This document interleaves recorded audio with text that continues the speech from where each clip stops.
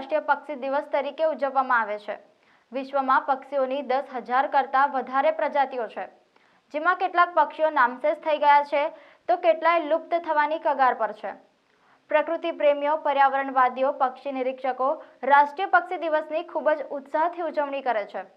રાષ્ટ્રીય પક્ષી દિવસને જંગલી અને પાળેલા પક્ષીઓને બચાવવાના અભિયાન તરીકે ઉજવવામાં આવે છે, જેથી તેમનું અસ્તિત્વ જાળવી શકાય।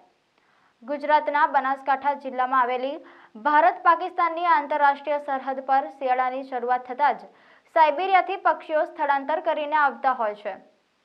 ભારત-પાકિસ્તાનની સરહદ પર નડાબેટ નજીક આવેલું નડાબેટનું અફાટ રણ શિયાળામાં 144 દેશ કરતાં વધારે દેશોના પ્રવાસી પક્ષીઓનું આશ્રય સ્થાન બની જાય છે અને તેને નિહાળવા માટે દૂર-દૂરથી લોકો પણ આવતા હોય છે।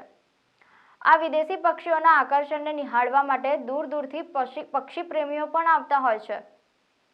ગુજરાત સરકાર પણ આ વિદેશી પક્ષીઓના આકર્ષણને લઈ આ વિસ્તારનો વિકાસ પ્રવાસન વિભાગ તરીકે કરી રહી છે।